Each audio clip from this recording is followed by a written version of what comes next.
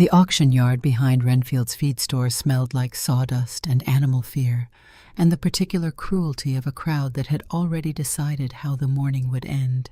It was a Tuesday in April, cold enough that breath came out in small clouds, warm enough that nobody had an excuse to leave early. The mountains behind Clearwater still held their snow up high, white peaks cutting into a sky gone pale and thin with spring. Down in the valley, the cottonwoods were just starting to show green, and the mud in the yard had that particular quality of Montana mud in April, soft on top and iron hard underneath, the kind that grabbed a boot heel and held it. Cutter Marsh stood behind the auction table like a man born to stand behind auction tables. He was 51 years old, broad across the chest, with a face that had learned early how to arrange itself into friendliness. His coat was good wool. His boots were clean despite the yard. He had the voice of a man who had never once in his life needed to raise it to be heard, because the people around him had always understood, one way or another, that listening was the safer choice. He was selling off the culls that morning, the birds nobody wanted, the broken ones, the ones that had survived the winter only because death had not gotten around to them yet. He sold them with the same cheerful efficiency he brought to everything, cattle weights and loan terms, and the slow, patient ruin of men who owed him money. Business was business. A cull was a cull. The good layers had gone first, fat and glossy, sold for $1 a head to the ranch wives who knew what a laying hen was worth. What remained in the far corner crate were 9 birds that even the most optimistic woman in Clearwater could not look at and see a future.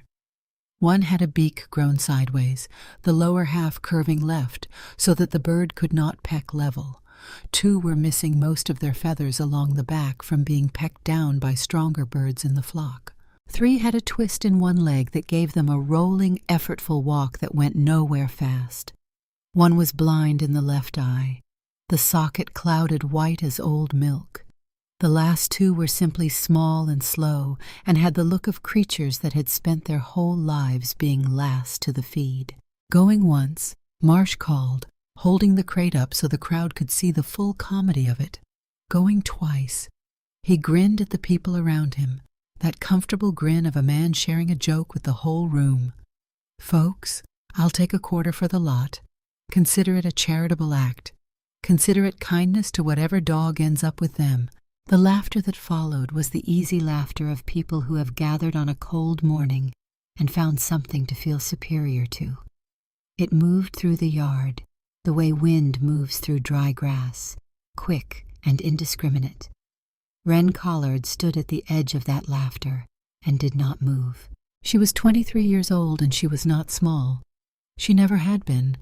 She had the kind of body that Clearwater had spent 23 years deciding was a moral failing. Wide through the shoulders and the hips, solid in a way that had nothing to do with softness, though the town had never quite understood that distinction. She had her mother's chestnut hair pinned back under a hat that had seen better years, and her mother's brown eyes, the kind of brown that went deep and did not give much back without reason. Her dress was gray wool, gone thin at the elbows. Her boots were resoled twice, and due for a third. She had 40 cents in her apron pocket. She had walked the 3 blocks from Renfield's wash house, where she slept in the back room behind the boiler, to the auction yard because she had intended to buy flour, a small sack of flour, enough for a week, and perhaps a little salt if the price was right. She had not intended to stop at the cull crate. She had not intended to stand there while Marsh held it up for the crowd's amusement. She had not intended to look at those 9 birds, crooked-beaked and feather-bare and slow-footed, pressed against each other in the corner of a crate while the yard laughed at them. But she had looked, and something in her chest had simply refused to keep walking. 40 cents, she said. It was not loud. Wren Collard had learned a long time ago that loud got you nowhere in Clearwater except noticed faster, and being noticed faster only meant the laughter came sooner. But the yard was already quiet from its own joke, and her voice carried the way true things carry, without effort. Because they do not need it. Marsh turned. His grin widened. Well now, Miss Whitmore, is it Collard? Wren said. Wren Collard. Miss Collard. He held the crate a little higher, making sure the crowd could see both the birds and the woman offering to buy them. You understand what you're buying here. This one here. He tilted the crate toward the rooster with the sideways beak. Can't peck straight enough to feed himself. These three won't walk right till Judgment Day. That gray hen there is half blind, and the other half isn't much better. He shook his head with the practiced sorrow of a man performing generosity. I'd hate to see a woman of your particular circumstances waste her last coin on birds that are going to die in her arms before Easter. They're mine if I pay 40 cents, Wren said. That's how an auction works. Something shifted in the yard. Not sympathy exactly, more like the crowd leaning in, sensing that the joke had acquired a new texture. She pays her 40 cents, Marsh said to the crowd, voice still warm, eyes still smiling. The collared girl pays 40 cents for 9 birds the Lord himself gave up on. He spread his hands. Sold. To the lady who can't tell a chicken from a charity case. The laughter was louder this time because it had been given permission. Wren walked forward to take the crate. The crowd did not part for her the way it parted for other people. She moved through it the way she moved through everything in Clearwater, with the particular careful deliberateness of a person who has learned that the world does not adjust itself to accommodate her, and that waiting for it to do so is a way of dying slowly while standing still. She got her hands under the crate. It was heavier than it looked, and she had not slept well, and the mud in the yard grabbed her left boot at exactly the wrong moment. She lurched. The crate tipped forward, and for one long, terrible second, the whole yard watched 9 broken birds about to scatter into the mud at Cutter Marsh's clean boots. Wren got her arms under it, both arms, full weight against her chest, the birds shifting and clucking in alarm, her face going hot enough that she could feel the heat of her own cheeks in the cold morning air. She held on. She did not drop them. She breathed once, carefully, and straightened, and the crate was still in her arms and the birds were still in the crate. The yard laughed harder than it had laughed all morning.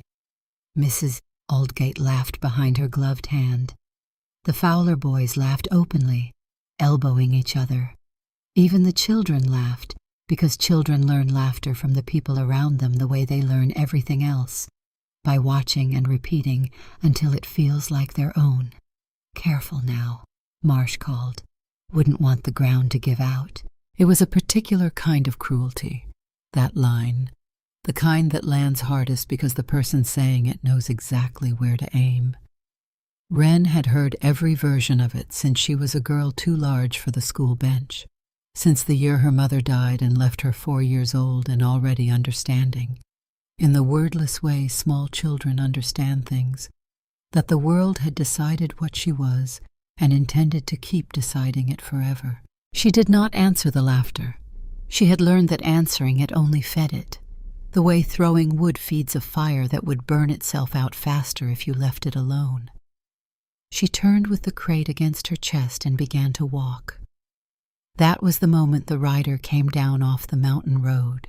Nobody heard him at first over the noise of the yard, but the horse came on steady, a tall buckskin with mountain mud dried in stripes along its legs, and the man on its back sat the saddle the way certain men sit a saddle, like the horse was an extension of a decision he had already made and was no longer thinking about.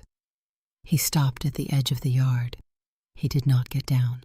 He just sat, and he watched, and slowly the laughter thinned the way laughter does when a man walks into a room who is not laughing and does not appear to find anything funny. "Holt," Marsh said, and his voice changed. "Got careful, smoother than it needed to be. Didn't expect you down off the mountain until the drive." Wren Holt did not answer him. He was looking at the woman in the center of the yard, holding a crate of broken birds against her chest, her face still hot, her chin still level. He swung down off the buckskin. He was 36 years old, and he moved like a man who had spent that time doing work that mattered and not much else. Tall, dark from the sun, with close-cut dark hair under a brown hat gone pale at the crown and a jaw that had not seen a razor in several days. A faded tan shirt, a dark vest worn soft with use, a revolver on his hip that sat there the way a tool sits, not a threat, just a thing a man carries because the country requires it. Clearwater had seen Wren Holt maybe 4 times in the past 2 years. He came down for supplies, said what he needed to say, and rode back up to the ranch on Holt Ridge where nobody was invited because nobody was asked. The town respected him the way it respected the mountains, from a distance and with the sense to stay out of the way. He walked across the yard and the crowd opened for him the way it had not opened for Wren, and he stopped in front of her and he took off his hat. "Ma'am," he said. Wren looked at him over the top of the crate. She was waiting for it, the thing every man's face did when he got close enough to see all of her at once. The small recalculation, the flicker of something behind the eyes, that involuntary reassessment that she had learned to anticipate the way you learn to anticipate a step that creaks, just a part of the house you live in, something you brace for without thinking about it anymore. It did not come. Wren Holt looked at her the way a man looks at a person he is speaking to. That was all. That was, in Wren Collard's 23 years of experience, nearly everything. "You can put them down," he said. "I'll carry them. They're mine," Wren said. "I paid for them. I'm not trying to take them. I'm trying to carry them. There's a difference, and I expect you know it." She held on a moment longer, because letting go of a thing to a stranger was not something she had been given much reason to practice. Then, because her arms were shaking from the weight and the cold and the morning, and because she was too proud to let the yard see them give out, she let him take the crate. His hands came under hers careful, and he lifted it like it weighed nothing, and he turned with it to face the yard full of people who had just spent 10 minutes laughing at a woman buying chickens nobody wanted. "This woman," he said, and his voice was not raised, but carried the particular quality of a voice that a crowd quiets to hear, "just did the only honest thing I've seen done in this yard all morning. 9 animals nobody wanted, and she's the one who said they were worth something. And you laughed." He let that sit in the April air for a moment. "I'll tell you what I heard from the Ridge Road. I heard 40 grown people who couldn't be bothered to save a single living thing laughing at the one who would." "That's real fine talk," Marsh said, finding his footing again, his voice easy and warm the way it always was. "From a man who lives alone on a mountain and answers to nobody. But you don't know this one. Holt. Wren Collard owes half this town. Owes Renfield rent on that wash house she squats in.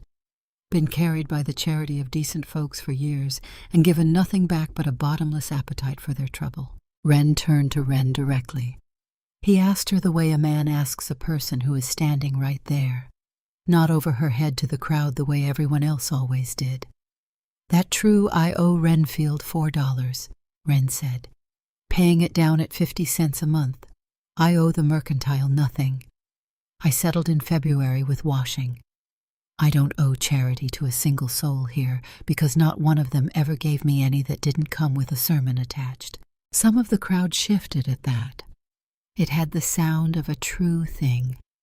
Clearwater knew its own, and it knew that particular sound.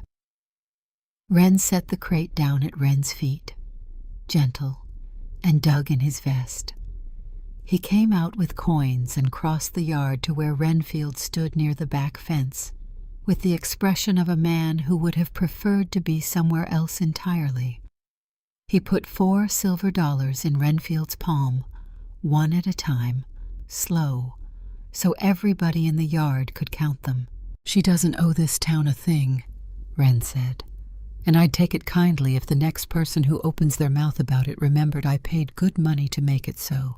He came back to Wren and picked up the crate again. "Where do you want them?" he said. And here was the thing Wren had not planned for. because she had not planned for any of this. She had planned for flour. She had bought 9 chickens with her last 40 cents, and she had no flour and no money and no plan. And a man she had never spoken to before this morning was standing in front of her, holding her birds and waiting for an answer. "The wash house," she said, "by the creek." Wren looked at her. Something moved in the back of his eyes that she could not name. "You sleep in a wash house," he said. "It's dry. Mostly in July it is." In January, Wren lifted her chin. "I manage. I expect you do." He was quiet a moment, long enough that she began to think he was going to say good day and ride back up his mountain with her birds still in his arms. Then he said, "I've got a proposition, and I'd ask you to hear the whole of it before you say no, because I can see you've already got no in your mouth." "Say it." "Then, I run cattle up on Holt Ridge. Got a ranch needs feeding through the drive season. 12 hands, sometimes more, hungry as wolves and about as grateful. My last cook left in March, and I've been burning beans ever since." He paused. "I've got a kitchen sitting empty, and a garden gone to weed, and a smokehouse I don't know how to use right. And the hens will need a proper coop, dry and fox-fenced, and I've got that too." He looked at her straight. "I'm offering you work, honest wage, a real roof, and a place those birds can heal up if they're going to, through summer and through the drive. After that, you're free as any bird, and you'll have wages and references, and you won't owe me a single thing, because it'll be work for pay and nothing else." The yard had gone very quiet. "Holt," Marsh said, something waking up ugly in his voice. "You can't be serious. A man's got a reputation to consider. You bring a woman like that up to your ranch. Folk will talk. Folk are talking right now." Wren said, "Loudest I've heard this year, and not one word worth the breath it took to say it." He looked back at Wren. "I don't care what they say on the mountain, ma'am. There's nobody up there to say it. I care whether you can cook. Can you?" Wren's heart was going so hard, she thought he must be able to hear it. Because here it was. She knew this shape. She knew it the way you know a shape you have seen coming from a long way off. A man the town respected, offering work and a roof and wages in front of 40 witnesses. It was too clean. There was always a catch. The catch was usually her. The catch was usually that the kindness had a capacity, and she exceeded it. And eventually the man figured that out, and the kindness became something else, became an accounting, became a debt. She couldn't pay back no matter how hard she worked, or how little she took up, or how carefully she tried to fit herself into whatever space she'd been allowed. She had worn out welcomes she had not even been properly given. "Why me?" she said. Wren frowned. "Why what? Why me? There are women in this town who can cook. Mrs. Aldgate cooks for the whole church harvest. There are the Fowler girls. Why would you come down off your mountain and pick the woman everybody just finished laughing at?" Her voice shook on the last of it, just slightly, just enough that she felt it and hated it. Wren was quiet for a long moment. When he answered, he did not answer to the crowd. He answered to her, low, the way you'd speak to something that has learned to flinch from sudden movement and deserves better than to have to keep learning it. "Because I watched you catch that crate," he said. "When you stumbled, the whole yard was waiting for you to drop it, waiting to laugh harder, and you didn't drop it. You got your arms under 9 birds that don't mean a thing to anybody here, and you held on like they were something that mattered." He shook his head slightly. "A person who does that isn't going to burn my beans, ma'am. That's the why." Wren looked at him, and for the first time in longer than she could remember, the heat in her face was not shame. "I cook," she said. "I cook well. I never had much to cook with, but I cook well. Then we've got the start of an understanding. I haven't said yes. No, ma'am. Take your time." But Cutter Marsh was not finished. Marsh was never finished when he saw an account that didn't balance, and a woman walking out of his auction yard with her chin up and $4 of somebody else's silver behind her was a very particular kind of imbalance that he was not built to let go. "Before you decide, Miss Collard," he said, raising his voice back to the crowd the way a man picks up a tool he knows how to use, "you ought to ask Mr. Holt the rest of it. You ought to ask him why a man who can spare $4 cash and run 400 acres of cattle can't keep a cook past spring. Ask him what happened to the woman who lived up there before." The yard went still in a different way than it had been still before. Wren's jaw went tight. The smallest thing, a door closing inside a man who has had to close that door many times and has gotten efficient at it. "You don't want to do this," he said. "I'm just looking out for the lady," Marsh said. All false concern, the voice of a man performing Christian duty for an audience. "Go on, Holt. Tell her about your wife." For a moment, Wren thought Wren was going to walk away. She watched him decide not to, and she watched it cost him. And she thought that the thing this man was doing right now, choosing to stay and speak plainly rather than leave her without the answer she needed to make a fair decision, was one of the more decent things she had seen a person do. "My wife," Wren said. And he said it to Wren, only to Wren, like the rest of the yard was not worth the truth of it. "May. She died 3 winters back. Fever came up the mountain faster than I could get her down to the doctor. That's the secret this man has been holding like it's worth something." His voice did not break. It went flat, which was worse. "Last cook left because the hands told her the place was unlucky. Said a ranch where a woman died young isn't a place a woman ought to be. So she left. And I've been burning beans for 2 months because I'd rather eat ash than beg this town for help."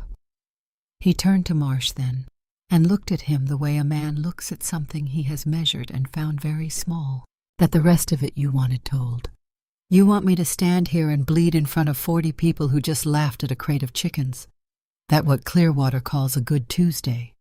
Nobody answered him, and Wren Collard, who had stood silent through every cruelty the morning had thrown at her, who had learned 23 years ago that answering only fed it, found that she could not stay silent through this one, because this was not being done to her. This was being done to him, in front of her. And something about that difference flipped a thing in her chest that her own pain had never quite managed to move. "Mr. Marsh," she said. The whole yard turned. "I'll take the work," Wren said. Her voice did not shake this time. Not even a little. "I'll take it gladly, and I'll tell you why, since you're so fond of why this morning." She picked up the crate herself before Wren could. She settled it against her body, 9 birds in all. "You stood up there and sold the broken ones for nothing because you think broken means worthless. You looked at these birds and saw a funeral. You looked at me and saw a joke. And you just looked at that man and saw a wound you could press on for a laugh." She let that sit for 1 beat. "But I have been the broken one in the corner crate my whole life, mister, and I'll tell you a secret about the things nobody wants." She looked out at the yard, at all of it, all 40 of them. "They are the only things that know how to be grateful." She turned to Wren. "Mr. Holt, I'd be obliged for the work, and I'll need that coop you promised, because I aim to keep every one of these birds alive." Wren Holt put his hat back on, and under the brim of it, for the first time anyone in Clearwater had seen in 3 years, the man came close to smiling. "Yes, ma'am," he said. "Let's go." The mountain road was 4 hours of switchbacks and thinning air and the kind of silence that is not empty, but full of wind through the pines and the creak of the wagon, and the particular sound 9 nervous birds make when they are learning that the world is larger than the corner crate they came from. Wren rode on the bench with the crate in her lap, because she would not put it in the wagon bed where it would jostle. She had spread her apron over it for warmth, and she kept one hand on the slats. Wren drove and watched the road and did not try to fill the silence, which she appreciated more than she could have said. "That gray hen's worse than he let on," Wren said after a while. "She's not just blind in that eye. She's been pecked. You can see the dried blood along the socket. The other birds did that, the strong ones." She smoothed one finger along the bird's ragged neck feathers through the slat. "Whole world works that way, top to bottom. The strong peck the weak and call it nature." Wren watched the road. "You always talk to chickens I don't usually have anyone else to talk to." He didn't laugh. She had half expected him to. Most people laughed when she said true things, as if truth from a woman her size was inherently comic. He just absorbed it the way he seemed to absorb most things, quietly, and kept driving. "That rooster," he said after another mile, "the one with the beak. His name is Ezra. You named them. On the wagon. Had 4 hours." She adjusted the crate so Ezra could see out through the slats. "He can't peck level, so he can't compete at the feeding trough. He'll starve in a flock unless somebody feeds him separate. It's not hard. It just takes someone who notices he needs it." Wren was quiet for nearly a mile after that. "My wife used to say things like that," he said finally, "that most cruelty is just people not bothering to notice. She sounds like she was wise. She was." A long pause. The wagon went around a switchback, and the valley opened below them. Clearwater small and flat and already looking like something that belonged to a different world. "I should tell you," Wren said, "the men won't be kind. Not at first. They told the last cook the place was unlucky and they meant it. And they'll see you and they'll say things, and I won't always be there to stop it before it gets said. I can give you a roof and honest wages and a fox-proof coop. I can't give you a town that's already decided what you are." He kept his eyes on the road. "You understand what you're riding into." Wren looked down at the 9 birds in her lap. The blind one, the crooked one, the 3 with the twisted legs that would never walk quite straight no matter how well she fed them. "Mr.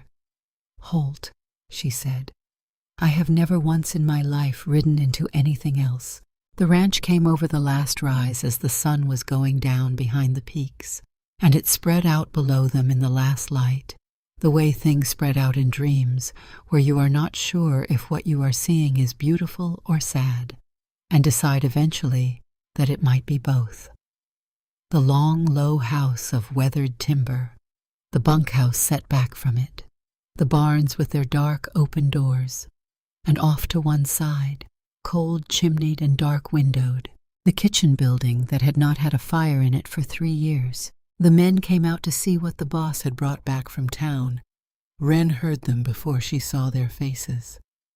She had a lifetime of practice hearing that particular sound, the sound of a crowd assembling itself into a judgment before the subject of that judgment has even stopped moving. She heard one of them say something she was not meant to hear, and several of them try to hush him and not quite succeed. Wren pulled the wagon to a stop and set the brake, and the yard went quiet. All 12 men staring at the woman on the bench in the faded gray dress, holding a crate of broken birds, the way a person holds something they intend to keep. Wren looked back at each of them in turn, slow, one face at a time. She had decided something on that 4-hour ride that she had not quite decided before in all her 23 years, and it was this: she was done being the funeral in the corner crate. She was done carrying the shame that had always belonged to the people throwing it. "Evening," she said to the 12 of them. "My name is Wren Collard, and I'll be cooking for you through the drive season. I'll need a fire in that kitchen within the hour, and one of you to show me where the well is." She looked across their faces, steady, "and I'd thank you not to say another word about my size, because I've heard every version of it, and not one of you is clever enough to surprise me." Nobody moved. Then from the back of the group, an old hand with a white beard and one bad leg took off his hat. He was Walt Pruitt, and he had been on Holt Ridge since before May came, and after she went, and he had stayed when everyone else with the sense to leave had left.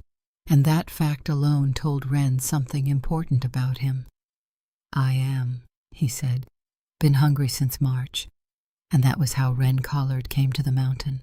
Walt showed her the kitchen, and she stood in the doorway with a lantern and turned slow, and took in what 3 years of grief looks like when it is given a room to live in. Burned pots nobody had scrubbed, a flour barrel gone to weevils, a side of beef hung wrong and already beginning to turn, a pantry of unlabeled cans, a garden visible through the back window, choked to the fence line with weeds that had made themselves at home the way things do when nobody contests them. And on the shelf above the cold hearth, a row of glass jars with their lids sealed tight, each one labeled in a careful woman's handwriting. Dried beans, sage, the good salt, the handwriting of a woman who had expected to come back to these jars and had not. "He hasn't moved a thing," Wren said softly. Walt leaned on the doorframe. "No, ma'am. Can't bring himself to touch what she put there. Why did he let me in?" Then the old man looked at her a long moment. "I think a man can grieve a thing until it kills him, or he can find a reason to light the fire again." He nodded toward the cold hearth. "So light it, Miss Collard, before he changes his mind." She lit it. By the time the fire caught and the kitchen began to hold warmth for the first time in 3 years, 4 of the hands had drifted to the doorway, drawn by the smell of possibility, the way hungry men always are. Suspicious of hope but unwilling to walk away from it, Wren ignored them and worked. She found the cornmeal sealed in a crock the weevils hadn't reached. She found onions gone soft but not gone, which was a distinction she understood in her bones. She found the smokehouse around the back of the kitchen with 2 hams nobody had touched, because the last cook didn't know how to carve a cured ham. And it turned out that Wren did, and the knife went through it clean, and the smell of it hit the yard like a bell ringing. She found the garden. She went out with the lantern and crouched at the edge of it and pulled up a handful of the weeds and found underneath them, surviving on pure stubbornness, squash and pole beans and wild greens that had gone untended for 2 seasons and were still there, growing in the wrong direction and not caring. "There's food all over this ranch," she said when she came back in. She said it not to anyone in particular, but to the kitchen itself, to May's jars on the shelf. "There's a fortune in food here, and it's been going to waste because nobody bothered to look." She rolled up her sleeves and she cooked. She made corn cakes on the flat iron, crisp at the edges and soft in the center. She fried thick slices of the ham she had carved clean off the bone. She boiled the wild greens with a little ham fat and a spoon of the molasses she found in the back of the pantry and a pinch of the good salt from May's jar on the shelf, because May had put it there to be used, and Wren was going to use it. The smell went out of the kitchen and across the yard and into the bunkhouse. They came one by one, then in pairs, then all at once. 12 men who had spent 2 months eating burned beans, arriving at the door of a kitchen that smelled like something worth living on a mountain for. She fed them all and did not sit down herself. She had learned that. Never eat first. Never eat much where they can see. Never give them the opportunity to count. Pax Derry took the first bite standing up with his arms crossed, scowling, ready to hate it. He was 19 years old, and he was the one who had said the thing in the yard, the thing she was not supposed to hear. He bit into the corn cake and stopped chewing. Then he looked at it in his hand like it had done something to him personally. "Where did you learn to cook like this?" he said. "Poverty," Wren said. "Best teacher there is. When you've got nothing, you learn to make nothing into something, or you go hungry. I have never once gone hungry by choice." She set down a second platter. "Eat slow. There's more, but it costs something, and I won't have it wasted." Wren Holt stood in the doorway the whole time and did not come in. Wren saw him there. She let him stand. And when the men had eaten and gone quiet with the particular quietness of people who have been made to feel something they were not expecting to feel, he finally stepped into the lantern light of May's kitchen for the first time in 3 years. He looked at the scrubbed pots. He looked at the lit fire. He looked at May's salt jar back on the shelf with the lid set at a slightly different angle than May had left it. "You found the smokehouse," he said. "I found everything." She did not stop moving. She kept her hands on the cleanup, kept her back to him. "You've been starving in the middle of plenty. Mr. Holt." "I have," he said. And he was not talking about the food, and they both knew it, and neither of them said so. He turned his hat in his hands. "There's a room off the back. Was going to be May's sewing room. She never got to use it. It's clean. It's dry. Got a real bed." He did not look at her when he said it. "I'd be obliged if you'd take it. Mr. Holt, I can sleep by the fire.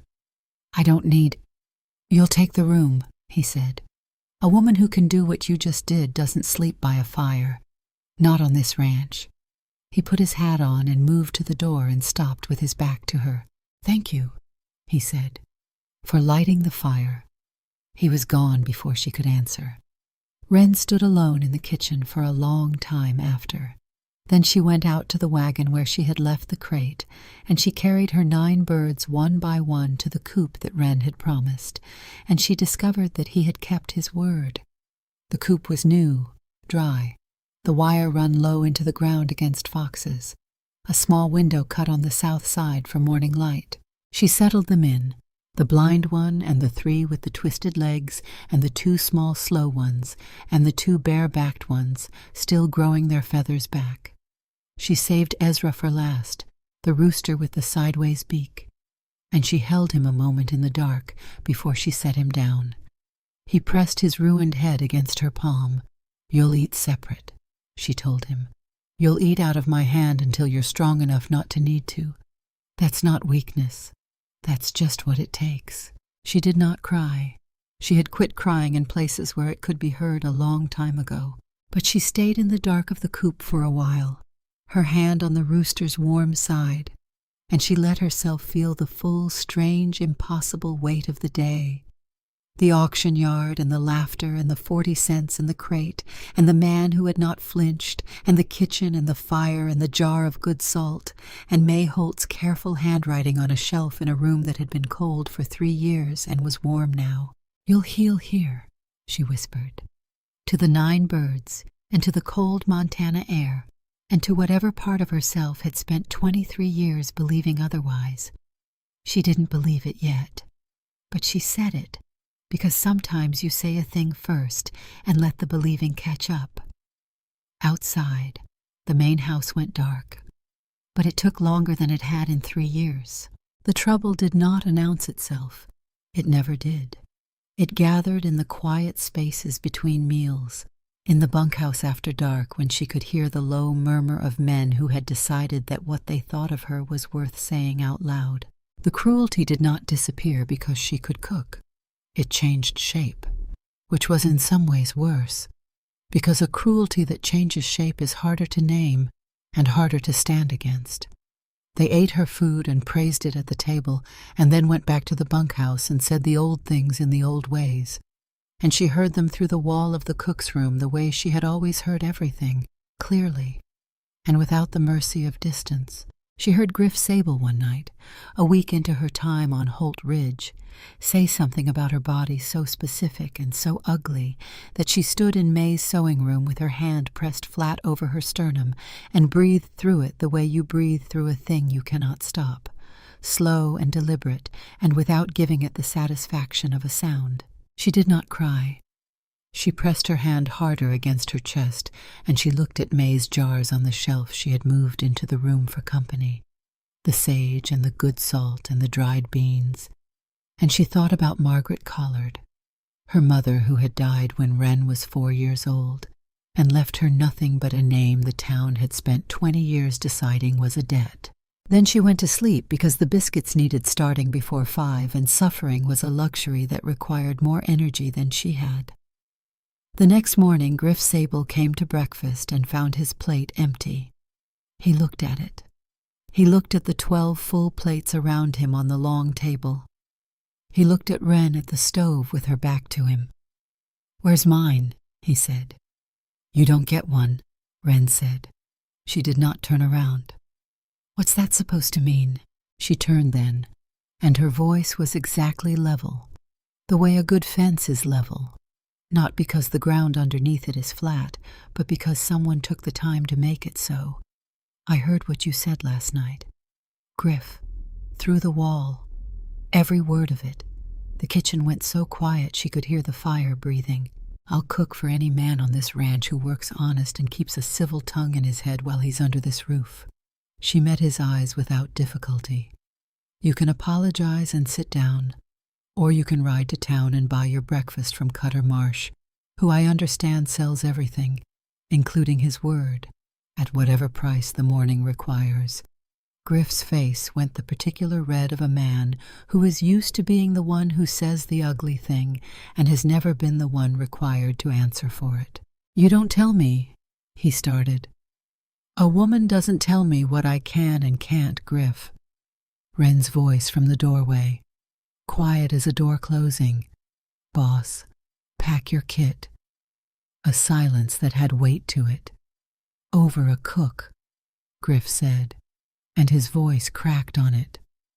"You're firing me over a cruelty I won't have on a ranch that's already seen enough of it."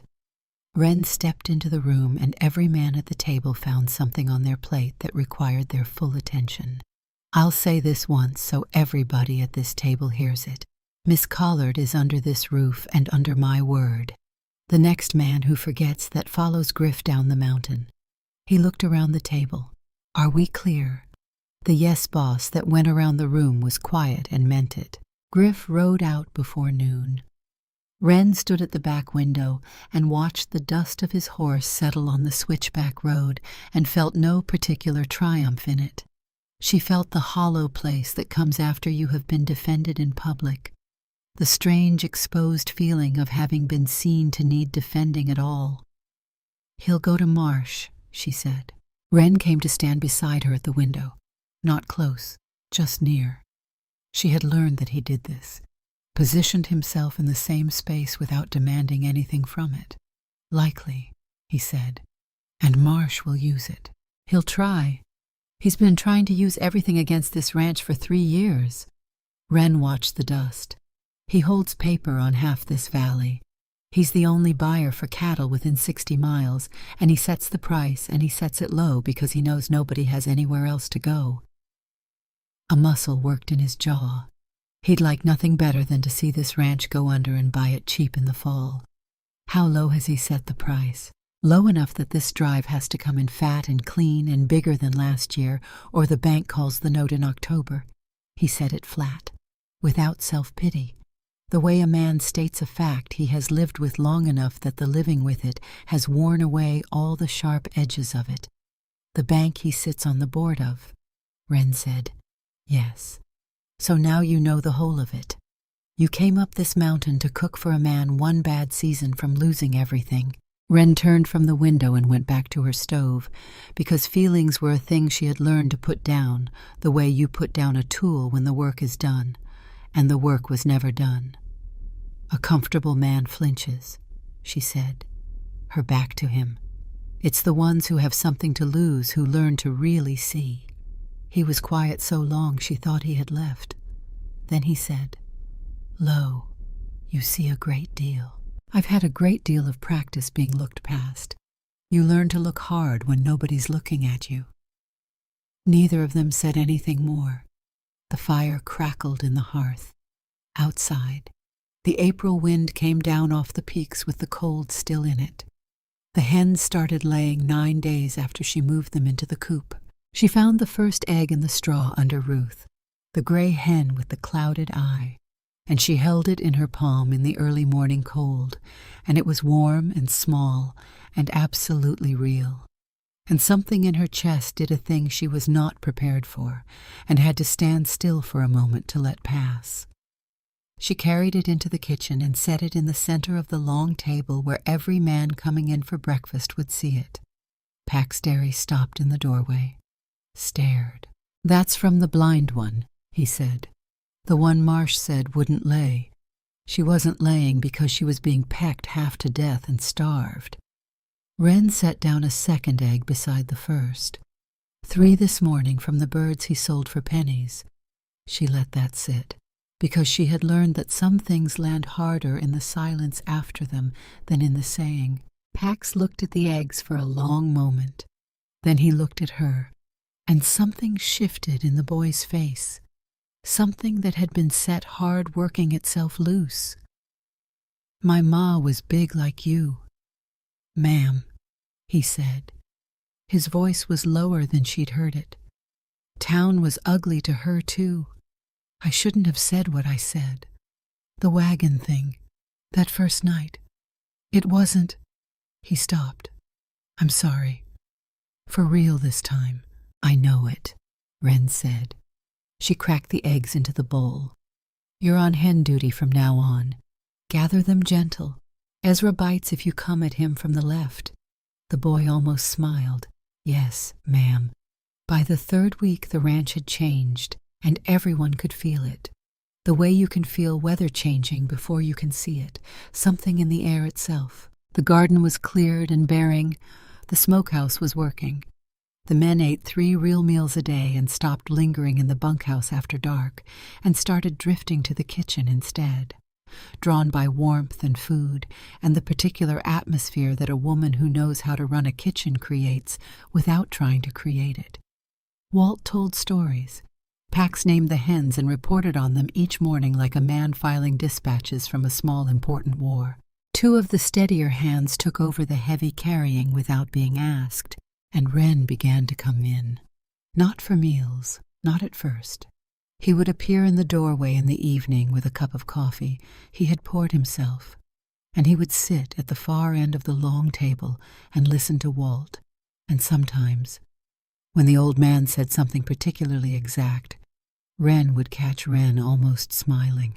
Once she caught him looking at her across the steam rising from the stove with an expression she did not know what to do with. Not the flinch, not the recalculation.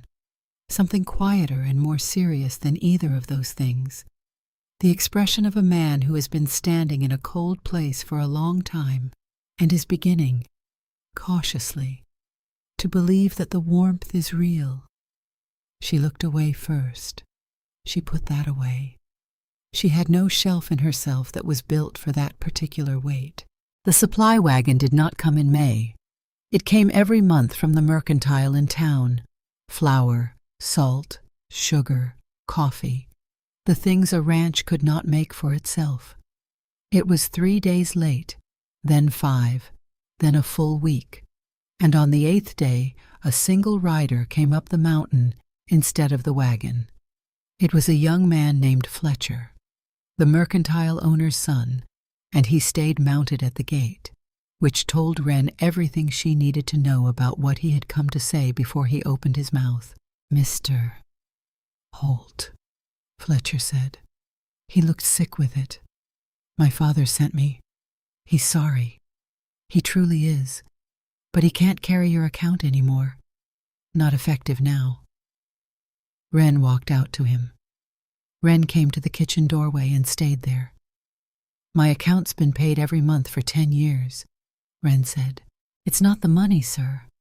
Fletcher's horse shifted under him and he let it, grateful for something to manage that wasn't this conversation. "Mr. Marsh bought into the store last week.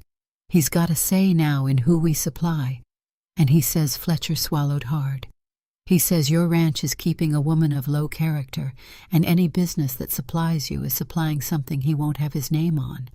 He's been telling the valley your cook is—" He stopped. He looked at Wren in the doorway and could not finish it. He named her specifically. "I'm sorry, ma'am." Wren looked back at him and did not move from the doorway. "My father's got 4 children," Fletcher said. "Marsh holds the note on the store building. He could put us out in a month, and my father knows it. He's sorry." Wren stood in the yard for a moment after Fletcher rode away. The hands had come out and were standing in the loose, worried half-circle of men who feel the ground shifting under a thing they depend on. Wren looked at the faces around her and understood that fear had a sound. She had heard it her whole life. It was the same sound a crowd made before it decided which way to move, and this crowd was on the edge of deciding. How much flour? Wren said.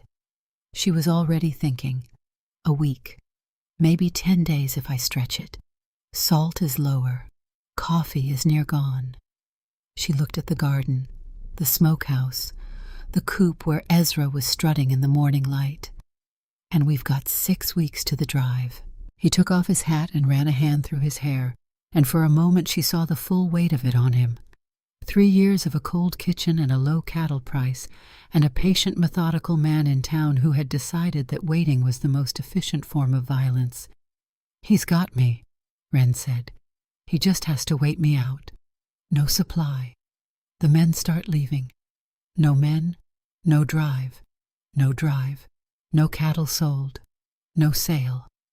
The bank calls the note in October, and Marsh buys the ranch for what he decides it's worth. He stopped. And you lose the last place she lived, Wren said quietly. His head came up sharp. That's what he knows, isn't it? She kept her voice even. He doesn't just want the ranch. He knows you can't bring yourself to leave the ground she's buried in. That's where the soft place is. And a man like Cutter Marsh finds the soft place the way water finds the low ground. The yard was very quiet. Wren stepped down off the kitchen step and walked out into the middle of the yard and turned slowly to look at all of it. The garden coming in heavy, the smokehouse with its good dense smoke still rising, the coop full of hens that had been somebody's funeral and were now laying eggs before dawn every morning. She looked at all of it, and then she looked at Wren. He cut your flower, she said. He didn't cut your land. She heard her own voice go steady in the way it sometimes did when she stopped being afraid of something and started being angry at it instead. And anger, she had found, was a much more useful fuel. A man who can only take is helpless against people who know how to make something from nothing. And making something from nothing is the only thing I have been good at my entire life. Walt let out a low whistle from the bunkhouse doorway. Marsh invited us to his summer supper. She went on. The whole valley. He said it friendly, which means he has already decided what happens there. He wants an audience. He always wants an audience. She squared her shoulders. Well, so do I. What are you thinking? Wren said. He had gone very still. I am thinking that we go to that supper. We walk in with our heads up and we bring the food. My food. Made from what this ranch grows and what this valley threw away the same as it threw me away. She looked at Pax. How many hens are laying now? 7, ma'am. Ezra and the 2 worst-legged ones are the holdouts. Then we need more. We need a flock. Wren looked at Wren directly. How much does Marsh charge for his culls? The broken ones nobody wants. The ones he can't sell and laughs at. Wren understood. She watched it arrive in him. And for the first time since she had known him, he smiled a real one, slow and certain, the smile of a man who has been handed a weapon he did not expect. Pennies, he said. He'd sell every broken bird in this county for pennies just to be rid of them. Then that's what we'll spend, Wren said. Every broken bird Cutter Marsh has. We'll let him laugh all the way to the auction table, and then we'll cook them so fine that the whole valley smells it from the church steps, and we'll see who's laughing when the plates come back empty. She turned back to the kitchen. That night she could not sleep. She lay in May's sewing room and listened to the mountain, and thought about Margaret Collard, her mother, who had fed a whole town in a hard winter and died owing them money and been remembered as a debt. She thought about the supper and Marsh's face and the 40 people who had laughed at an auction and would be there, all of them, watching. She got up and went out to the coop. It was cold enough that her breath came out white. Ezra made a low sound when she sat down outside the wire, a questioning sound, and she put her fingers through, and he pressed his crooked beak against them. If this goes wrong, she told him, They'll laugh at me one more time, and it'll be the kind that finishes it. In front of everybody who ever decided what I was before I opened my mouth." He pressed his head harder against her fingers. "I'm so tired of being the thing nobody wants, until they need something made from nothing, and then suddenly, I'm too much again." She heard Wren's boots on the dry ground before she saw him. He came and crouched beside the coop and looked at Ezra, pressing his head against her fingers, and then he looked at her. "You won't burn up," he said. "You don't know that." "No, but I know you'll have me standing next to you when you find out." She looked at him in the dark. He meant it. That was the thing about Wren Holt. She had come to understand. He said exactly what he meant, and not a word past it. And every word he said he had already decided to stand behind. "Don't make a speech," she said. "At the supper. Whatever Marsh says, he's better than you at speeches. It's the one thing he's good at. Words and paper and the patience to wait while the words do their work. If you stand up and out-argue him, you've played his game. What do we do instead?" She fed Ezra the last of the grain through the wire. "We feed them," she said, "until they can't remember why they were laughing." Marsh heard about the widow's visit by the next afternoon.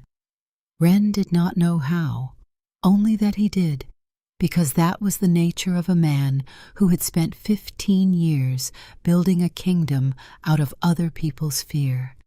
He had ears in every kitchen and every bunkhouse and every mercantile in the valley, and information traveled to him the way water traveled downhill, without being asked.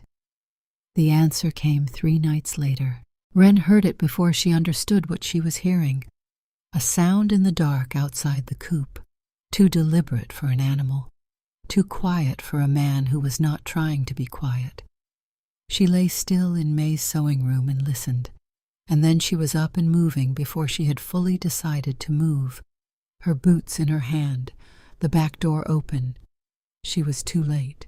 She found them in the gray light before sunrise.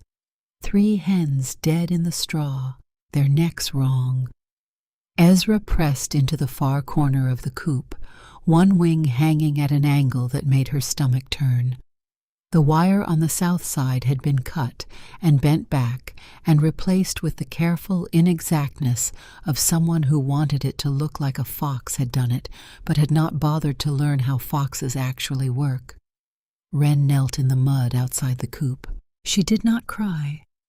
She pressed both hands flat against her thighs, and she looked at what had been done, and she felt something she had no good name for. Not grief exactly. Something older and colder. The feeling of understanding for the first time that the thing coming for you is not impatient and is not careless and will not stop on its own. She heard Wren's boots cross the yard. He came and looked at the coop, and then he looked at her kneeling in the mud, and he did not say anything. He sat down in the mud beside her, close enough that she could feel the warmth of him in the cold morning air. And he did not try to fix it, and he did not tell her it would be all right, and he did not say a single word. They stayed there until the light came up full. That same night, miles down the mountain, a man knocked on Ned Crane's door after dark and said 4 words before Crane's wife could close it again. You know the terms. Crane sat at his kitchen table for a long time after, his 6 children asleep in the rooms above him, and he looked at his hands and tried to remember when they had started to feel like someone else's hands. Marsh was not trying to frighten Wren off the mountain. He was cutting the ground out from under everyone who might help her, one person at a time, methodical, patient, the way he did everything. Wren carried Ezra into the kitchen that morning and set him on the table and looked at the wing and did what she could with the materials she had. It would heal or it would not. She had learned that some things you could not fix, only tend, and that tending was not nothing. Pax Derry stood in the doorway. "Is he going to make it?" he said. "I don't know yet," Wren said, "but I'm going to act like he is." She looked up at the boy. and something in her face had shifted from what it had been the day before. Not harder exactly, more decided. The face of a woman who has been shown the full size of what she is up against and has chosen not to let the size of it be the point. "He wants me afraid," she said. A frightened woman packs her bag and leaves, and Marsh buys this ranch for what he decides it's worth in October, and nothing that happened here ever happened. She smoothed her hand along Ezra's good wing. "That's the plan." She paused. It almost worked. The boy was quiet for a moment. "What do we do?" he said. "We go to the supper," Wren said, "and we bring the food." Griff Sable came up the mountain on foot 2 days later, arriving at the gate in the early afternoon looking like a man who had not slept in the time since he left. The hands wanted to turn him away. Pax put a hand on his axe handle without quite picking it up. But Wren walked out to meet him with her chin level and her hands open, and she stopped a few feet away and looked at the man who had said the ugly thing through the bunkhouse wall. "You worked Marsh's auction yard before you came here," she said. 4 years. Griff's jaw worked. He could not meet her eyes. "Ma'am, I came to say what you came to say." He came because his conscience had finally cost him more than his grudge. She knew the feeling. "He paid me," Griff said. "Marsh, to go down to town and say the ranch was sick. Unlucky. That you were—" He stopped. "I took his money and I lied, and then I stood at the back of that supper yard and watched you feed those people. And I remembered that my own mother fed us out of nothing when there wasn't any. And I just—" His voice broke in the particular ugly way of a hard man who has not cried in a long time and finds that the machinery for it is still there, whether he wants it to be or not. "I seen the lead weight he keeps under the cattle scale," he said. "I seen him pay folks a third light and pocket the difference. I seen him sit late in the bank with the clerk run off and change the figures in the ledger, more than once, through the window. I never said nothin' because who'd believe a yard hand over a man like Marsh? But I'll say it now. In front of a judge in the whole valley, if you'll have me." Wren looked at him for a long moment. "You understand that when this is finished, folks will know you took his money to carry a lie. You'll have to live in this valley as the man who did that. I'd rather live as the man who did it and then told the truth," Griff said, "than die as the man who only ever did it." He swallowed. "And ma'am, I'm sorry for what I said. Through the wall. It wasn't true and it wasn't right, and I said it because I was sick inside and you didn't deserve any part of it." "No," Wren said, "I didn't. But I accept your apology, because the people who throw the ugliest things are usually the ones bleeding the worst." She turned toward the house. "Come inside, eat something, and then tell me everything you ever saw Cutter Marsh do, slow, while I write it down." They rode to town on the morning of the supper with 2 wagons and a week's worth of preparation in the beds and the whole ranch behind them, because in the end all 12 hands had volunteered to come, and Wren had not asked a single one of them to. The valley came to Clearwater the way it always came to Marsh's events, because Marsh knew that a man who feeds people owns them a little. And he had been feeding this valley his version of things for 15 years and considered their attendance a kind of tribute. The tables were set up in the yard behind the church. Marsh stood at the center of it in a clean black coat, shaking hands, a man hosting a celebration he had already scripted. The Holt Ridge wagon came in last, on purpose. A quiet moved through the yard when it did. Wren climbed down in her gray dress, clean and pressed, her hair pinned up under her good hat, her chin level.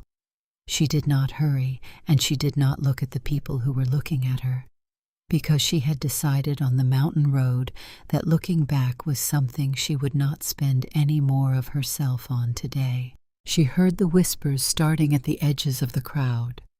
She let them break against her like water against stone. Water shapes stone over time. Yes, but only because the stone stays. Marsh had given them the worst table, pushed to the far edge of the yard where the light was thin and the foot traffic was low. the table you gave to someone you wanted the crowd to look past. Then will be the table people have to walk past to leave. Wren said to Wren, "Set the fires here. Set them where the wind takes the smell across the whole yard." And Wren Collard began to fry chicken. It started the way true things always start, small and without announcement. A miner's boy wandered over first, drawn by his nose to a thing his eyes had not yet confirmed. He stood at the edge of the table and looked at the pale, crackling pieces lifting golden from the fat. "Smells good, ma'am." Wren looked at him. He was 7 years old, and he was not too proud to let his face show what a month of his father's cooking had cost him. "Hungry," she said. "Always." She gave him a piece on a tin plate and watched him take the first bite.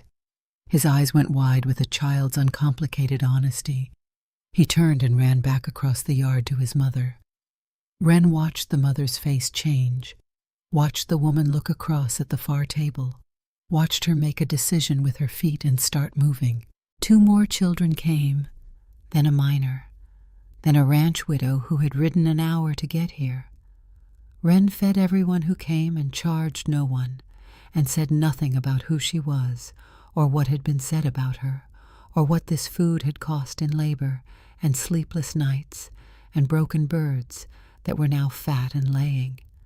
She just said, "There you are, and mind it's hot, and there's more." And the more was the thing that was doing the work no speech could do. Because Marsh had told this valley that the Holt Ridge Ranch was failing and desperate, and here was the failing ranch with more food than any 2 tables in the yard combined.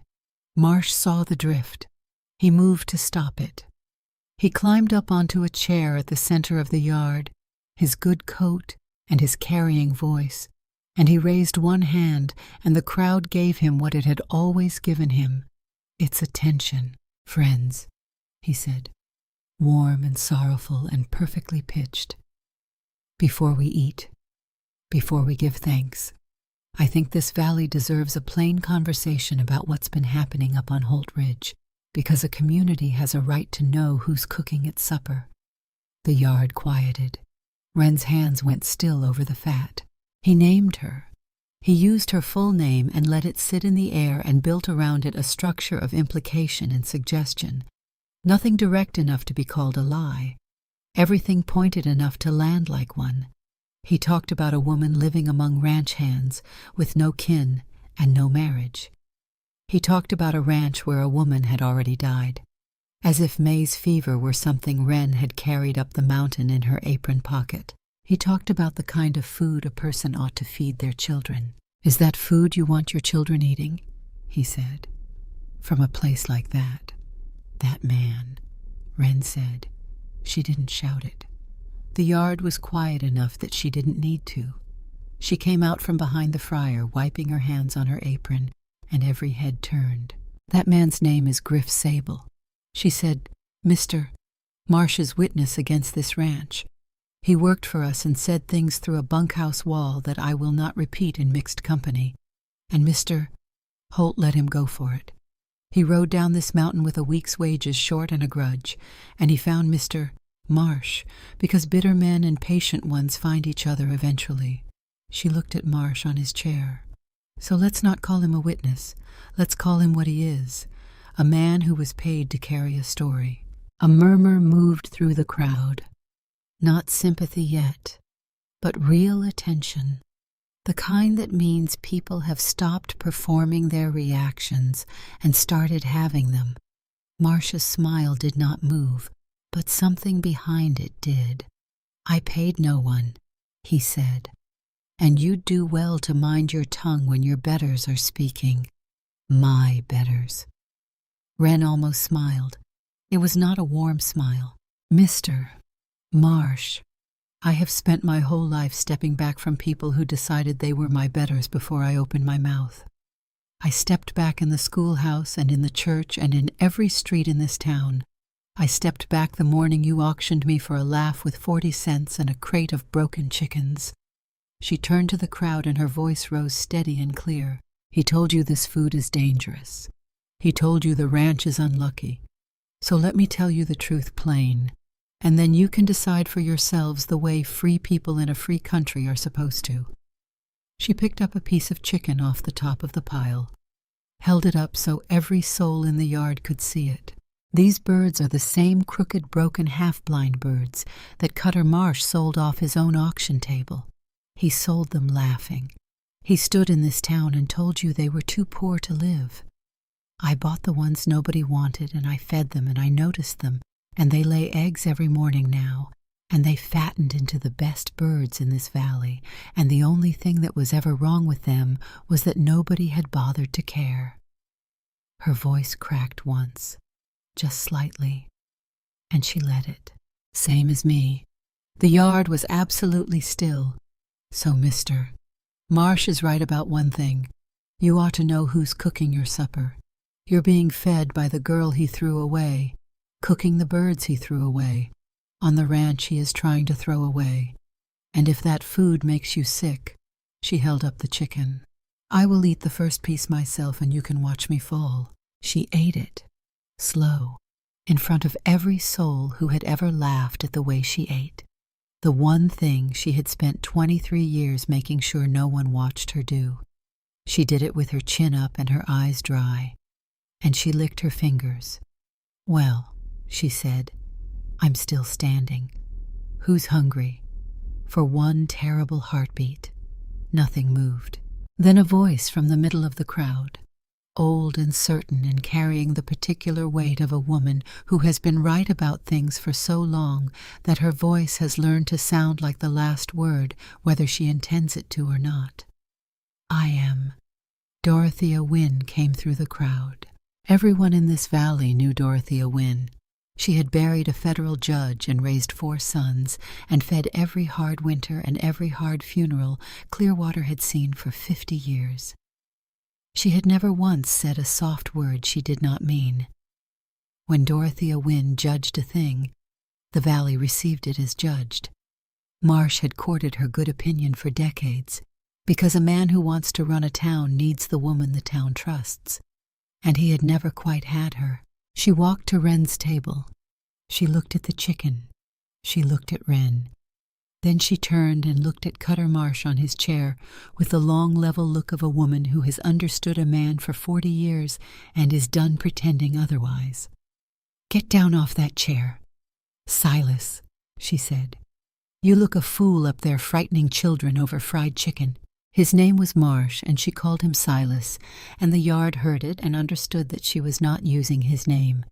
She was using what she knew about him. A ripple of nervous laughter moved through the crowd, the first laughter of the evening that was not aimed at Wren. Marsh's face went a slow, ugly red. "Dorothea, you don't understand the full situation here." "I understand it fine," she said. "I've understood you for 40 years. Sit down." She turned her back on him, which in Clearwater was a thing nearly unheard of, and she picked up a piece of Wren's chicken, and she took a bite. The whole yard held its breath. Dorothea Wynne chewed. She closed her eyes. She chewed slow, the way a person chews when they are not performing anything but actually tasting, going somewhere in the taste, finding something there. The silence stretched so long that Wren's heart climbed all the way up into her throat and stayed there. Then the old woman opened her eyes. "Lord, have mercy," she said quietly, to herself, the way a person says something when a thing has reached back and grabbed them by something they had thought was safely packed away. "I haven't tasted chicken like this in 30 years. She turned to the yard and she raised her voice. "This is the finest meal this town has been served in a decade, and I'll say more than that." Her old eyes found Wren's face, and they were bright with something that had been waiting a long time for an occasion. "I know this cooking. I know that dredge, and I know that gravy, and I know the hand behind them because 30 years ago in the hard winter, when half this valley would have starved, there was a young woman who went door to door in the snow feeding people out of nothing, out of scraps and culls and what the rest of us were too proud to use. She fed my children when I had nothing to feed them with. Her name was Margaret Collard." The yard made a sound, A low collective sound, the sound of 100 people remembering something at once and feeling the weight of what they had done with the memory afterward. And I would know her daughter's hand anywhere. Wren stood very still. Her hands had begun to shake, and she pressed them flat against her apron.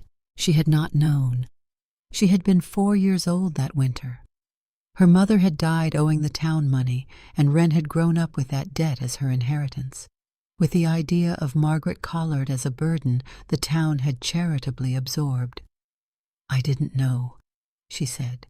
Her voice came out smaller than she intended. "About my mother. Nobody ever told me." "No," Dorothea said. And now she was angry. The clean, righteous anger of a woman who has waited long enough to say a thing. No, they wouldn't have. Easier to laugh at a poor woman than to thank her. Easier to laugh at her girl. She thrust her plate forward. "I'll have another piece. Wren. And I'll thank you to fill a plate for every child in this yard before these proud fools take a bite." And the dam broke. The miner's boy came first, pulling his mother by the hand, then the ranch widow, then the Fowler girls who had laughed in the auction yard, coming with their eyes down and their plates out, then the families, the ranch hands from other spreads, the church women, the men who had stood by while Marsh talked. They came to the far table, the worst table, the one set at the edge of the yard to be forgotten. And they came with their children and their cups and their hunger and their shame, and Wren fed every one of them. Pax Derry was crying and trying to hide it while he handed out biscuits. Walt had told the story of the bird so many times by the middle of the evening that he had it down to its essential bones. His voice gone happy and rough pennies. He kept saying to anyone who would stand still for it, "The man sold them for pennies," gesturing at the golden platters the way a man gestures at evidence he cannot believe he gets to present. Wren stood at the edge of it with his hat in his hands and watched Wren move through the lantern light, no longer pulling herself small, no longer arranging herself to take up less space, just working, just feeding, just being exactly what she was. The look on his face was not pity, and it was not the careful gratitude of a man whose cook had done well. It was wonder, the plain, open wonder of a man who has seen something he was not sure still existed in the world. She caught his eye once across the crowded yard. She did not smile. Neither did he. But everything that needed to pass between them passed in that one look, quiet and complete, and Wren Holt tipped his hat to her slow, the way a man does when he is trying to tell the truth without words. Then Cutter Marsh reached into his clean black coat and took out a folded paper. "Holt," he called. The yard quieted in the way a yard quiets when it senses that the evening has not finished its business. Wren turned. "You think you won tonight," Marsh said. His voice was very quiet now, which was worse than when it was warm. "You think a plate of chicken and a sentimental old woman saved your mountain." He held up the paper, and even in the firelight Wren could see the official seals on it, the kind of paper that has power because everyone has agreed that it does. "This is the note on your ranch. Holt, every acre of it. I bought it off the bank board this Tuesday past. The whole debt called due with my own money. Your land, your house, your barns, the ground your wife is buried in. It's all mine on paper, signed and sealed, and you've got 30 days to pay the full sum, or get off my mountain." He tucked the paper back in his coat. "Enjoy your supper, friends. It's the last one this woman cooks on land that belongs to Wren Holt." He tipped his hat to the silent yard and walked out into the dark. The warmth went out of the gathering, the way warmth goes when a door opens onto winter, all at once, completely, leaving only the memory of what it had been a moment before. Wren Collard stood among the people she had just fed with a piece of chicken still warm in her hand and felt rising up in her chest, under the fear and the cold shock of it, something older than either of those things, She set the chicken down. She wiped her hands, and in a voice meant only for Wren, she said 30 days. Then we've got 30 days to take him apart. They rode back up the mountain in the dark, the two wagons moving slow on the switchback road, and nobody said much for the first mile because there was nothing to say that the silence wasn't already saying better. Pax Derry spoke first from the second wagon, his voice still rough from earlier. He can't really just do that, can he? Just buy a man's debt and call it all at once. Wren was watching the road ahead, but her mind was somewhere fast and cold, and working through the shape of a thing she had not fully seen yet, but could feel the edges of. That's exactly what he does, she said. He buys the paper, and then he decides what the paper says. She paused. Except I don't think the paper says what he told that yard it says. Wren turned his head toward her. What do you mean? Tell me about the loan. When you took it and for how much and what you've paid back since. $2,000, Wren said, 4 years back. Bought the upper pasture from old Carew before he died. Been paying it down every drive season. $400 a year depending on the price Marsh sets for the cattle. Wren did the arithmetic the way poverty had trained her to do it, quickly and without mercy. 4 years at $300 to $400 a year. That's somewhere between $1,200 and $1,600 paid back, which means you owe somewhere between $400 and $800, not $2,000. The wagon went quiet, except for the horses and the road. So how, she said, is Cutter Marsh standing up in front of that whole valley and calling a note for the full $2,000, like you never paid a single month of it? Walt Pruitt let out a long, slow breath from the seat behind her. Because the bank's book doesn't show what you paid, he said. It shows what Marsh wrote. Wren nodded. That's what I think too. Wren's hands tightened on the reins. May kept the receipts, he said. Every one of them. She kept everything. There's a tin box in the sewing room. Wren looked at him in the dark. She understood what it cost him to say that. I'll open it, she said. Leave it to me. He didn't answer, but he didn't say no. They came over the last rise with the ranch below them, dark and quiet. The kitchen, the only building still showing light from the banked fire Pax had left burning before they came down. It looked like what it was, a place someone had been taking care of, a place that was alive again. Wren went to the sewing room alone.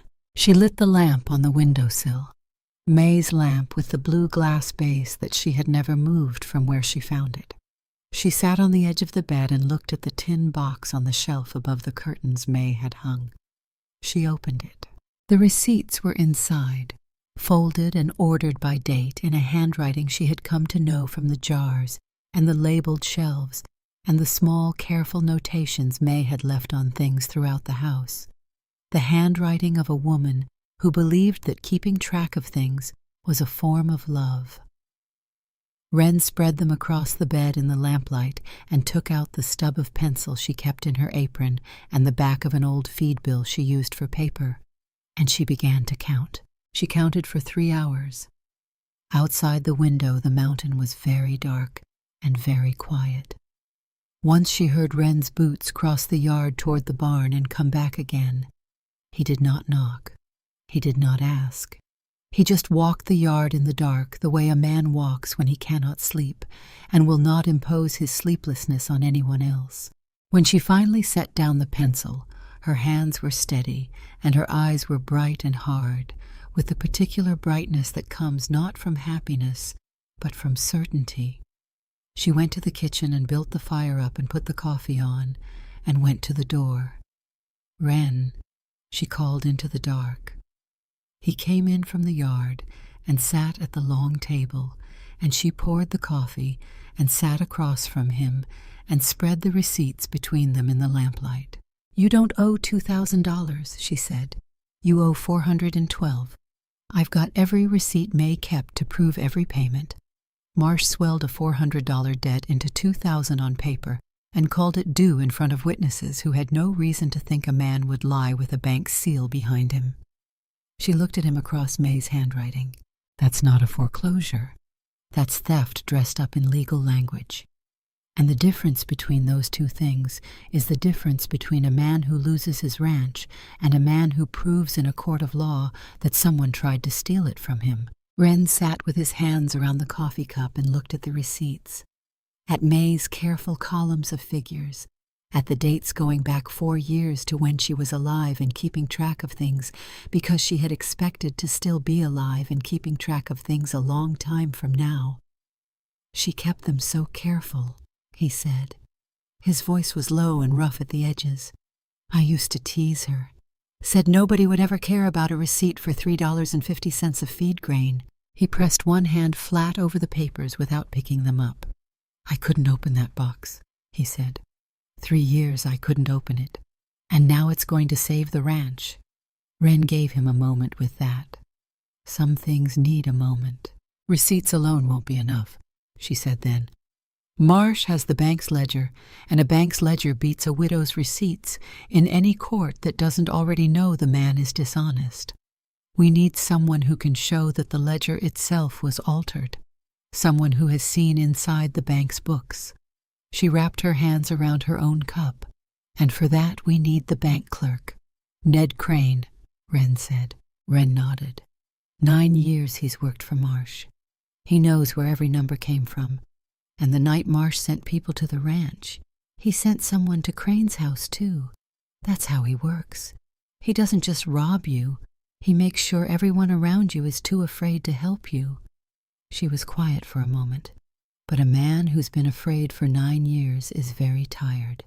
And a tired man and a frightened man are two different things. I think Ned Crane is both. What are you going to say to him? The truth. She stood and began clearing the cups. I'm going to tell him the truth and let him decide what kind of man he wants his children to remember. She went the next morning, alone, on the bay mare, down the mountain road to Clearwater while the dew was still on the grass. She found Ned Crane in the back of the church, setting out hymnals for the Sunday service 2 days away. He was a thin man in his mid-40s, with the permanent stoop of someone who has spent years making himself smaller than he is. And he went still when he saw her come through the side door, the way an animal goes still when it is deciding whether to run. Wren sat down in the pew across from him and set a cloth-covered basket on the bench beside her, and did not make any move toward him at all. I made too much this morning, she said. Your young ones might like it. He stared at the basket the way a man stares at something he cannot afford to trust. We don't need charity, Miss Collard. It's not charity. It's a neighbor feeding a neighbor's family. That's a custom older than anything Cutter Marsh has ever put his name on.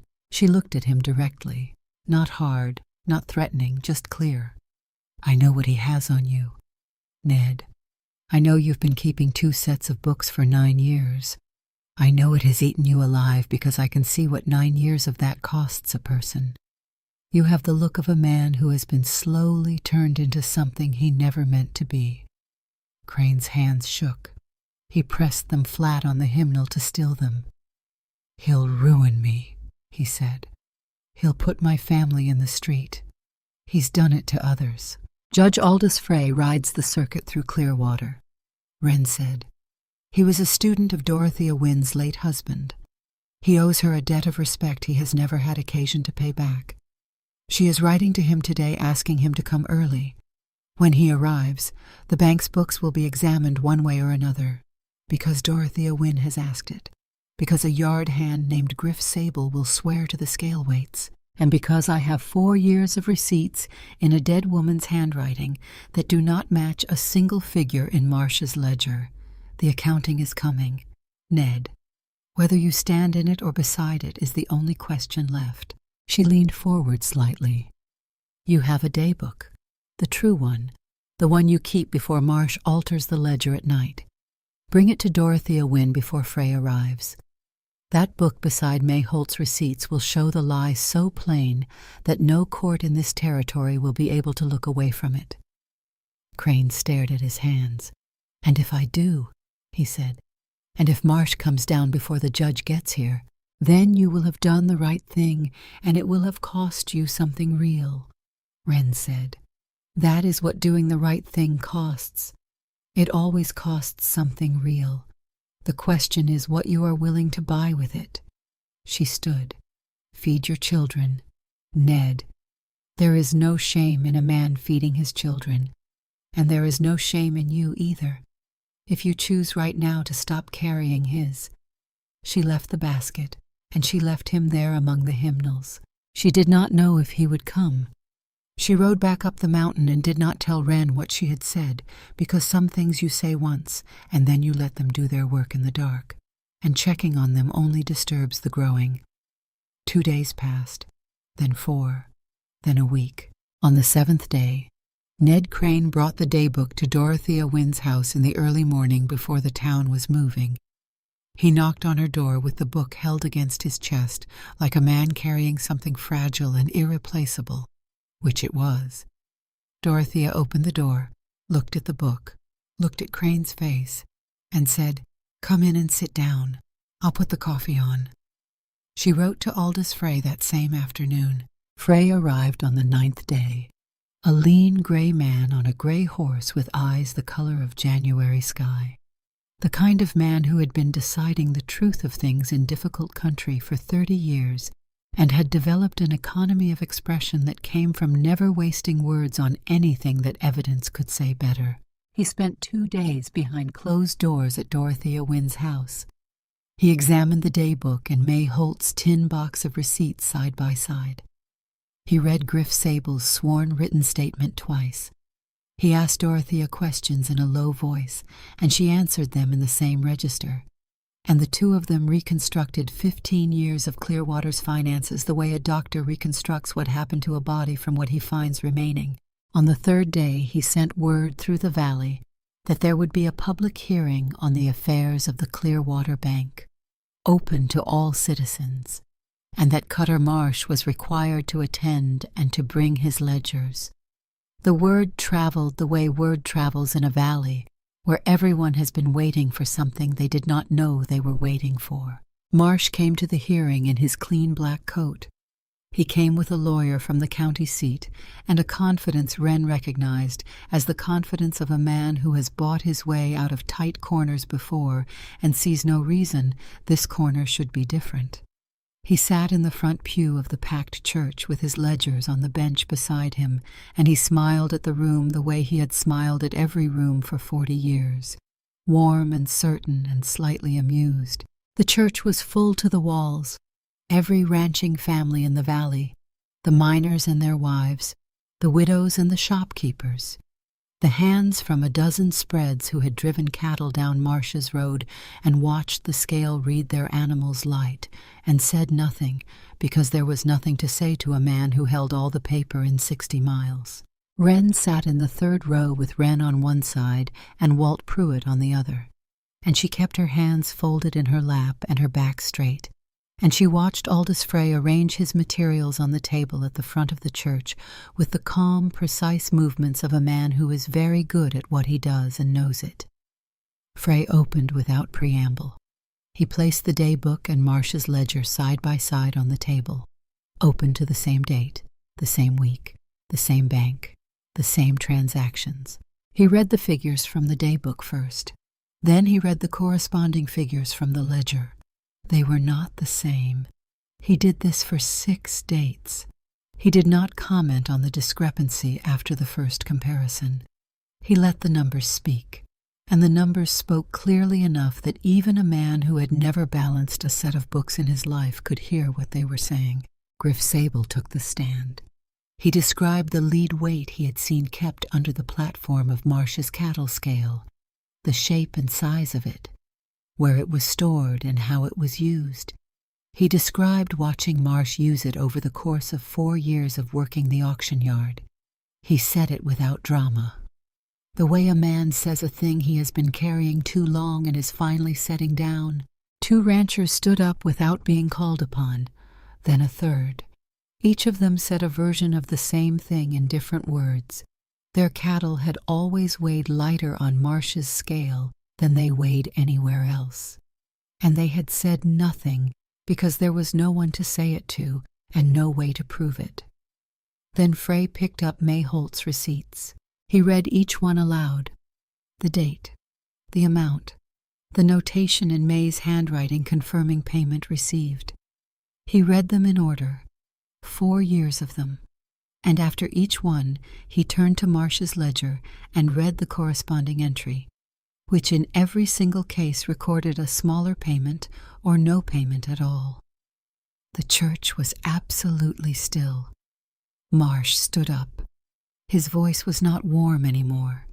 It was the voice underneath the warmth, which was harder and less careful.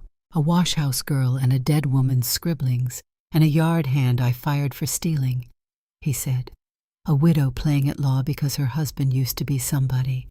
You'll take their word against mine, against a man who has done honest business in this valley for 40 years. Frey looked at him. I take the books against the man, he said. I always have. It's the entirety of my occupation. Sit down, Mr. Marsh. Marsh did not sit down immediately. He stood for a moment with the whole valley watching him, and the whole valley waiting. And then the moment passed, and became something it would not come back from. And he sat down. The note on Holt Ridge is void, Frey said. It was called on fraudulent figures and is unenforceable. I am further ordering the seizure of the bank's full ledgers going back 15 years, pending a complete accounting of cattle purchase weights and loan payments across this valley. Any rancher or citizen with records of payments made to the Clearwater Bank or transactions at the Marsh auction is asked to submit those records to my clerk within 30 days. He closed his papers. Mr. Marsh, you are remanded to the custody of the Territorial Marshal, pending investigation of charges of fraud and falsification of legal documents. You have the right to send for your lawyer. Marsh was led out through the side door of the church, and the valley watched him go, the way it watches a thing it has needed to watch go for a long time, in silence, in the particular silence of people who are not sure yet what they are feeling, because they have been waiting so long that the arrival of the thing they waited for is stranger than the waiting was. Nobody cheered. Nobody called after him. Not one person in that church tipped their hat. The summer table opened on a Saturday morning in July, and the valley came. The building stood at the edge of the trail road where the cattle drives passed, and the freight wagon stopped, long and low with a wide covered porch and a stone chimney and a kitchen that Wren had laid out herself, down to the placement of every shelf. The sign above the door was fresh painted, and the paint was still bright in the morning sun. Collard and Holt, it read. Her name. Wren Collard's name on a door that people would walk through glad. She stood and looked at it for a long moment before anyone arrived, and she felt the full weight of it. Not pride exactly. Something quieter and more permanent than pride.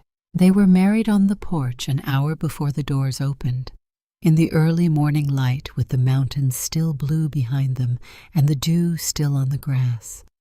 Aldous Frey officiated because Dorothea had asked him to, and because he owed her, and because he was, under the gray eyes and the economy of expression, a man who understood that the law existed to protect things worth protecting, and that what was happening on this porch was one of those things.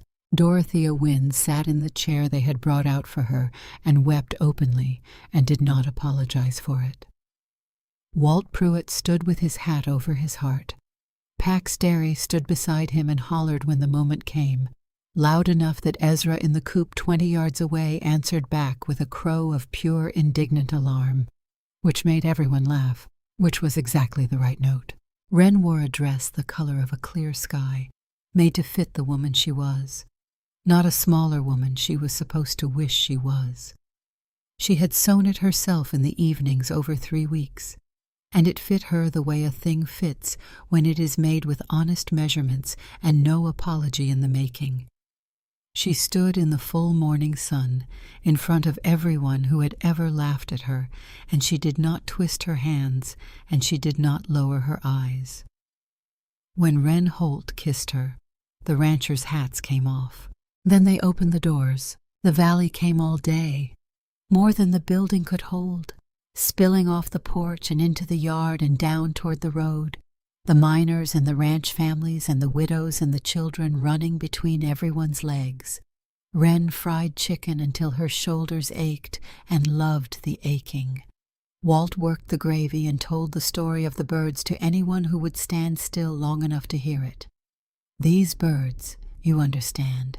The man sold these exact birds for pennies, leaning on his good leg for emphasis, his voice gone happy with the telling of it. Pax gathered plates and refilled coffee and checked on the hens every hour with the seriousness of a young man who has been given a responsibility he intends to earn. Wren carried and poured and moved through the room with the ease of a man who has found the place he is supposed to be after a long time of not knowing where that was. And every few minutes his eyes found Wren across the room, not searching, just confirming, the way you confirm a true thing you already know. It was near evening, when the light went gold and the crowd thinned to the easy thinning of people who have eaten well and mean to stay a little longer anyway, that Wren looked up from the fryer and saw him. Cutter Marsh stood at the edge of the yard. He was not the man in the clean black coat. The hearing had taken the bank from him and the auction from him and the patience of a valley he had robbed for 15 years. And it had taken the authority the coat had carried even when the coat itself remained. He was in the same wool, but it looked different on him now, the way a costume looks different when the performance is over. His face was thinner. He stood at the far edge of the lantern light where the warmth of the building did not quite reach, and he watched the crowded, glowing room with an expression Wren recognized. She had worn that expression herself for 23 years. She had worn it at school windows and church doors and the edges of celebrations she had not been invited to. She knew exactly what it felt like to stand in the cold and watch other people be warm and understand that the warmth was not for you and would not be, and to keep standing there anyway because standing there was the closest you could get. The room noticed him. The talk dropped. The hands from 3 ranches went still with the particular stillness of men who have not forgotten what this man cost them. Griff Sable stood near the door with his arms at his sides and his jaw set. The whole valley waited to see what the woman Marsh had auctioned for a joke would do to the man who had tried to take everything she built. Wren set down the fork she was holding. She made up a plate. She did not make a small plate, a grudging plate, the kind of plate you make for someone when you want them to know how little you think they deserve. She made a good plate, the best pieces, golden and crisp, a fat biscuit, a spoon of the plum preserve she had put up in June from the wild plums on the south slope of Holt Ridge. She carried it across the yard herself, through the crowd that parted for her without being asked, to the man standing alone at the edge of the dark. She held it out. Marsh looked at the plate. He looked at her face. Whatever he had prepared himself for, whatever armor he had put on to walk to the edge of this yard, it had not been made for this. His mouth worked. "I don't want your charity, woman," he said. His voice came out damaged. "It's not charity," Wren said. "It's supper. There's a difference. I expect you know it by now." She pressed the plate into his hands until he had to take it or let it fall to the ground. "Sit down or stand. Eat here or carry it home. It makes no difference to me, Mr. Marsh. But no soul leaves this table hungry, not one." She turned and walked back through the crowd, back into the warm light of the room she had built, back to her kitchen. Wren was there at the edge of the serving table when she came back. He had watched all of it the way he watched things, fully and without performing the watching. He waited until she picked up the fork again, and then he said, low, just for her, Why? It wasn't accusation. It was the real question, asked by a man who wanted to understand something true about the woman he had married that morning. Wren looked out at the room. She looked at Dorothea Wynne holding court by the window with a plate on her knee and her back straight as it had been at 30. She looked at Walt at the far table, still talking, still gesturing, still telling his story to someone who clearly wanted to hear it. She looked at Pax carrying a stack of plates with his hat pushed back on his head, looking for the first time like a young man who knows where he belongs. She looked at the sign above the door from the inside, her name in fresh paint, visible from where she stood, and then she looked out at the dark yard, where a small thin man stood alone with a plate of supper in his shaking hands. "Because I know what it feels like," she said, "to stand out there." She turned back to the stove. "I spent 23 years at the edge of other people's light, standing where the warmth didn't reach, watching everyone else be fed. And I swore that if I ever had a door of my own, I would not make another living soul stand in the cold the way they made me stand. Not one." She was quiet for a moment. "He is a small, broken man who spent his whole life learning how to take, and he tried to take everything I had, and I fed him anyway. Not because he deserves it, because I do. Because the woman I have become feeds the hungry even when they don't deserve it, especially then, and I will not let what he is change what I am." She looked at Wren. "That's not weakness. That's the only power that ever lasted. He spent his whole life learning to take from people. I spent mine learning to give, even when I had nothing to give with. And look." She gestured at the room, at the full tables and the full people, and the sign above the door, and the mountains dark and present through the window. "Look which one of us is standing in the warmth tonight." Wren Holt took off his hat there in his own supper house and held it over his heart and looked at his wife. Not with the careful recalculating look, not with pity or appetite, or the slow managed kindness of a man who has decided to be generous. With something that had none of those things in it, and did not need them. With the look of a man who has come home, outside, at the edge of the lantern light. Cutter Marsh stood alone and ate the supper he had not been able to refuse. He ate it standing because sitting felt like too much, like a concession to warmth he had not earned and did not know how to receive. Nobody joined him. Nobody ran him off. He stood in the dark at the edge of the light and he ate. And when the plate was empty, he held it in both hands for a long moment and looked at the glowing building full of the valley he had spent 40 years taking from. And then he set the plate carefully on the fence post and walked away into the dark. Wren saw him go. She watched from the kitchen window until the dark took him completely. Then she turned back to her stove, to her kitchen, to the room full of people who had come hungry and were leaving fed. And she felt the evening settle around her the way a thing settles when it has finally found the place it was always meant to be. Ezra crowed once from the coop, sudden and unnecessary and completely himself. Somewhere in the room, people laughed. The summer table never had an empty seat again. People came from 50 miles and more to eat the food made by the woman Clearwater had once auctioned for a joke, and they brought their children. And their children's children would know the story the way you know the stories that become part of a place, woven into it, inseparable from the ground it happened on. Marsh answered for 15 years of ledgers and lightweight scales, a little at a time, the way restitution works when it is real, slowly and without end. And Wren Collard, who had become Wren Holt on a porch in July with the mountains at her back, kept the summer table the way she kept everything, with her full attention and both hands and nothing held back. She fed Marsh a plate every evening he came to stand at the edge of the yard, which he did sometimes in the first year and less often after that. She never invited him inside. She never turned him away. She never let him go hungry. The doing of both was the same mercy. And the valley eventually came to understand that, Though it took most of them longer than it should have, the 9 birds were joined by others over the seasons. The cull flocks of a dozen ranches, once word got around that Wren Collard could bring back a bird that any sensible person would have given up on.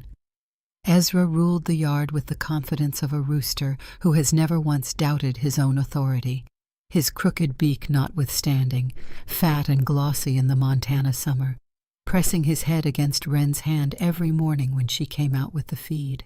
She had not become worthy because she made herself smaller.